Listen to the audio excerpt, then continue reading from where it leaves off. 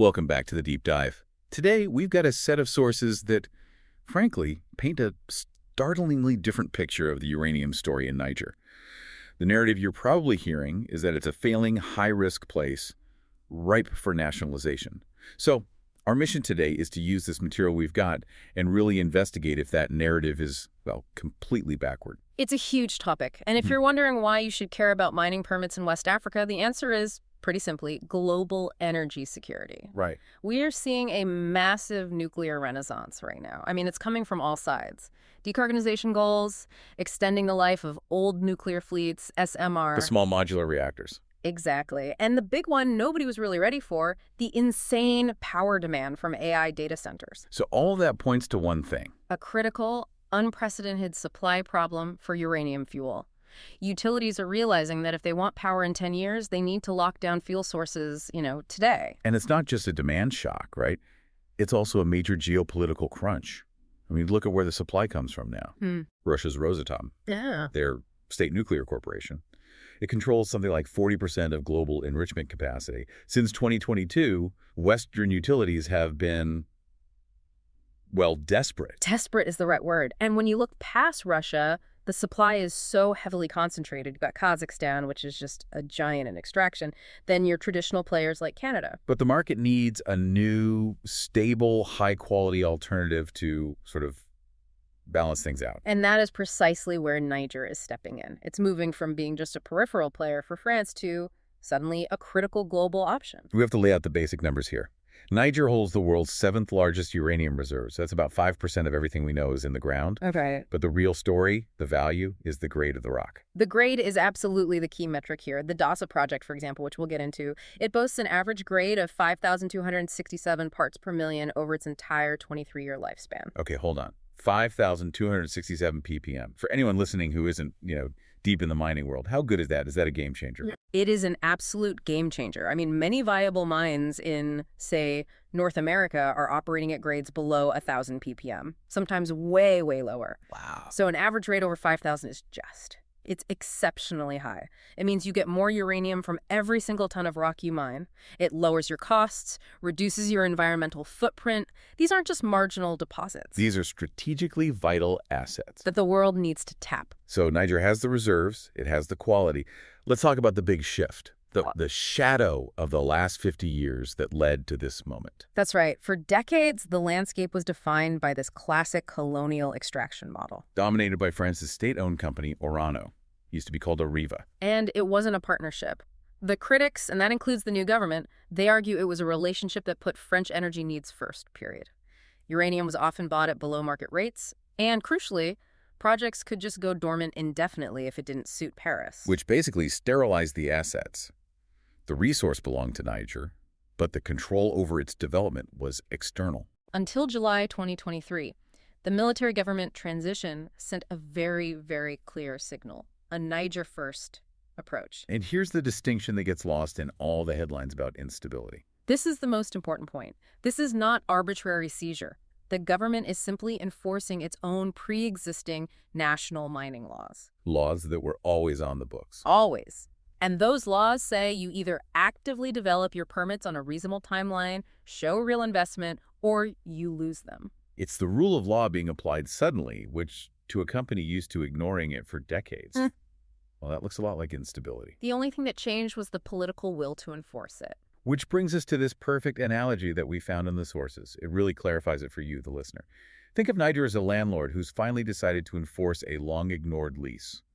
For years, the tenants, the big mining companies, held the property, sometimes for 15, 17 years. No improvements, no investment. Just sitting on it. And now the new landlord is knocking on the door saying, you either start building what you promised or you move out. We need a tenant who will actually invest and deliver. It's a clean framework. It really is. The question for any company is simple. Are you a real developer or were you just a speculator? Okay, so let's move from the analogy to the proof. Analyst reports are full of these boilerplate warnings, high-risk jurisdiction, West African coup risk. Right, you see it everywhere.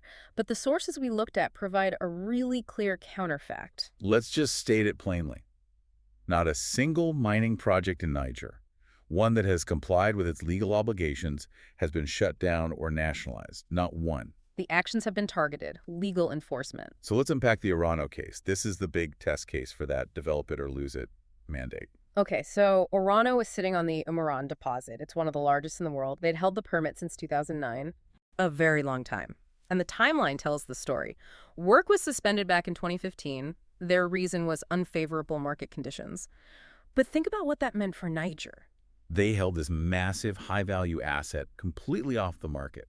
For 15 years, no one else could develop it. The state gets no revenue. Billions in lost potential. And even when uranium prices started their big recovery after 2020, Orano did nothing. So the government waited, they audited the sector, and they saw strategic assets sitting idle for a decade and a half. And in 2024, the permit was revoked. It wasn't an act of hostility. It was a state enforcing its sovereign law, a demand for accountability. And to show this wasn't just about France, you have the GoviEx case. Right, a Canadian-listed company.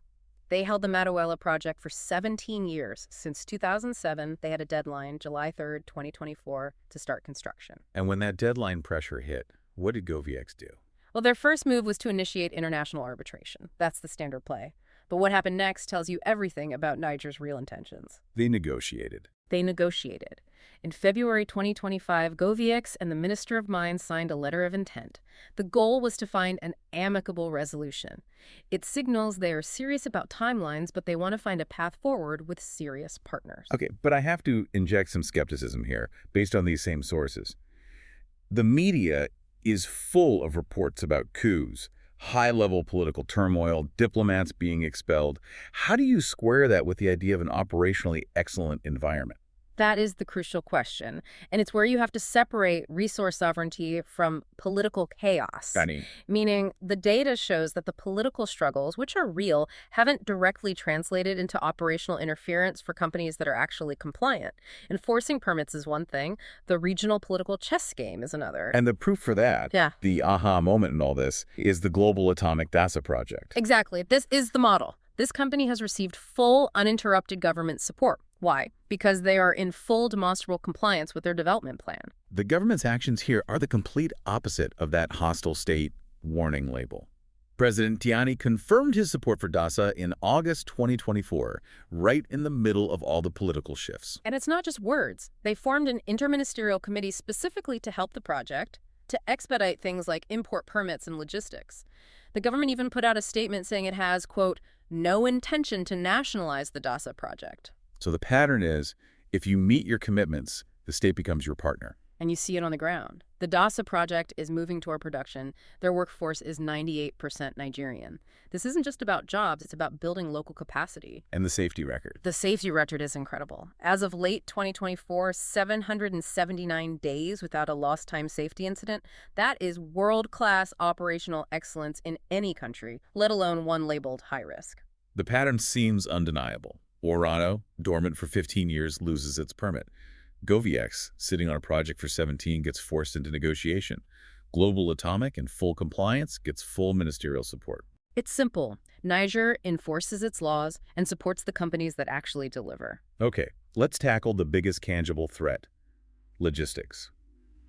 The Benin border closure. That was the main export route through the port of Cotonou. Yeah, and this is often framed as internal chaos, but the sources are clear. This is a geopolitical negotiating tactic. It's external pressure. It is external pressure. It came from regional powers after Niger expelled French troops and started diversifying its partners.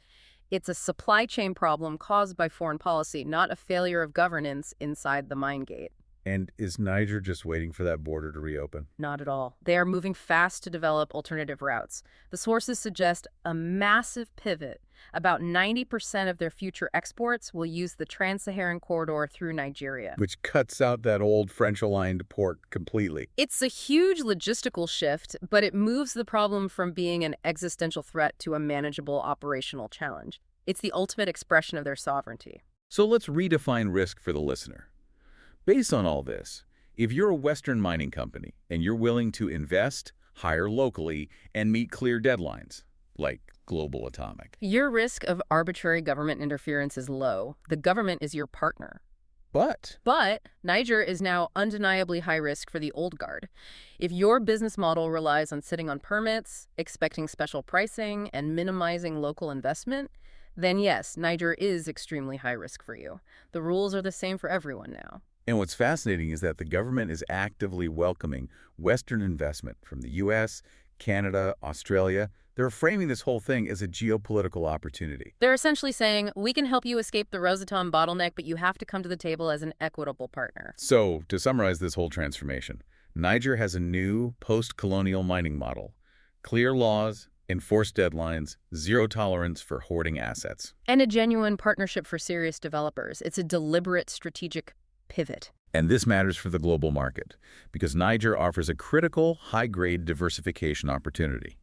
The companies that got it, that saw the end of the old era as an opportunity, not a risk. They're the ones building mines, hiring a 98% local workforce, and getting ready to produce uranium by 2026. Which leaves us with a final, provocative thought for you to consider. The real risk for the global nuclear industry isn't doing business in Niger. The real risk is missing this crucial supply opportunity because of an outdated analysis that's still stuck in a past colonial era. And now that the terms of engagement have been so fundamentally changed in one resource-rich nation, you have to ask, how many other countries are watching and how many will follow Niger's model?